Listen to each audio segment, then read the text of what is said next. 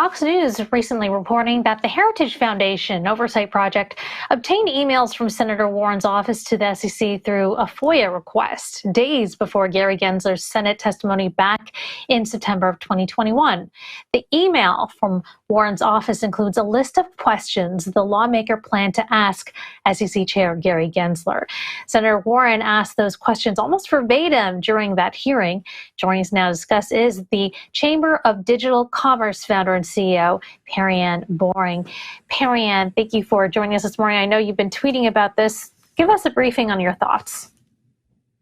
Yeah, so as a former congressional staffer, it is normal for the congressional offices to coordinate over email in advance of the head of an agency coming in for an oversight hearing. So that coordination happens, but it shouldn't be happening at this level. Verbatim questions. She even asked, please let us know if these questions are okay. Are you okay with these questions?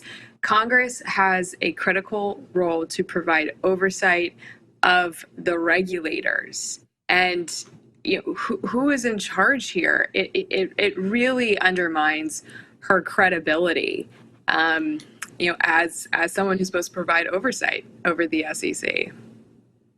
It almost sounds like your issue is not so much as with her guiding Gensler, but with Gensler potentially guiding her. Is that correct? It definitely gives the appearance of that. And that's why I talked about the political theater. I think when we're talking about digital asset public policy, we need to recognize there's a significant of theater that we're watching unfold right before our eyes. On one hand, Senator Elizabeth Warren has had a very successful career as a hardball advocate, particularly for consumers, and a lot of people respect her for that. But then when it comes to crypto, it's very difficult to understand whose side is she really on, who is she actually protecting. And now there's this revelation that there's all this coordination happening with the regulator behind the scenes. How is that oversight? I mean, is it necessarily, though? I'm wondering if this is just too much ink, or in this case, bytes have been wasted on something that honestly it just seems like just kind of a silly.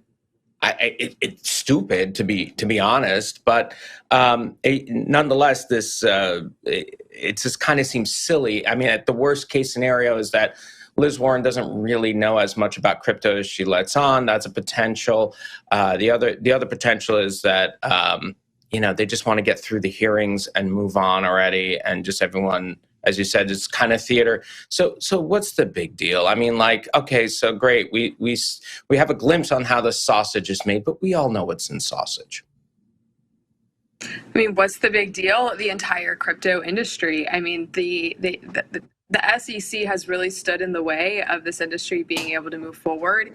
On one hand, you have policymakers like Elizabeth Warren who are saying we need better investor protections, we need better consumer protections for people who are involved in the cryptocurrency space. Well, if that's the case, why has the SEC for 10 years blocked every application for a spot Bitcoin ETF to come to market? Why do we have a futures ETF and not a spot ETF? Why is the SEC holding this asset class to a different standard than every other commodity market that does have spot Bitcoin ETFs? These are the types of questions that Senator Warren should be asking of the SEC, and instead she's given him a free pass. Perianne, just to sort of zoom out for a moment here, you're on the ground in Washington. We've been hearing a lot of reports that, since FTX, the mood in Washington towards crypto has gotten more negative, and we're sort of hearing more kind of rhetoric about sort of clamping down. Is that true? I'm just curious what the vibe is right now in DC. Are you getting the sense that in Congress, there's just more of a negative mood towards crypto, given the events of the past few months? Yeah, this is definitely part of the political theater as well. Last week, We hosted an education day on Capitol Hill. We had 8 companies from within our membership come with us for a series of educational meetings with members of Congress. We invited the same number of Republicans as Democrats to participate in these education sessions. We had a lot more Republicans show up than Democrats. We have absolutely seen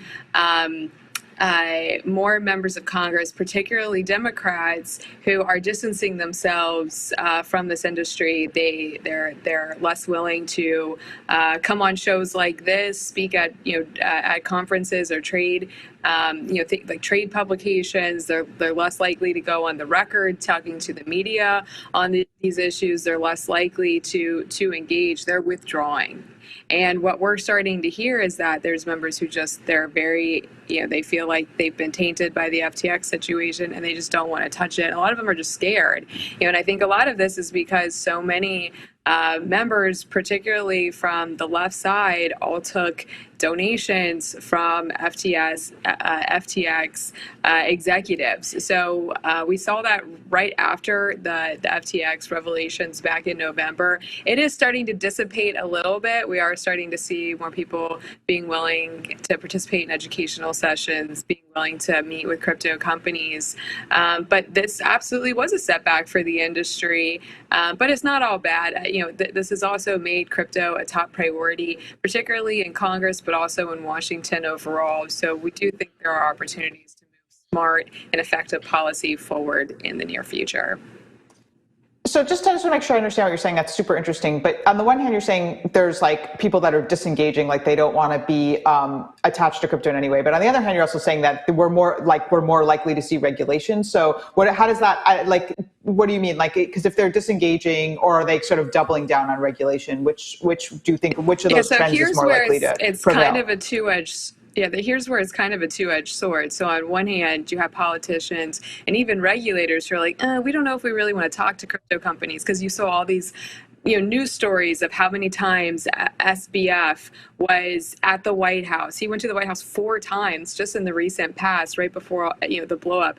He had meetings directly with Chairman Gensler, and all that was all over the news. Very, a lot of criticism around that. So then you're starting to see people say, we don't know if we really want to meet with crypto companies. It's kind of, what if there's more out there?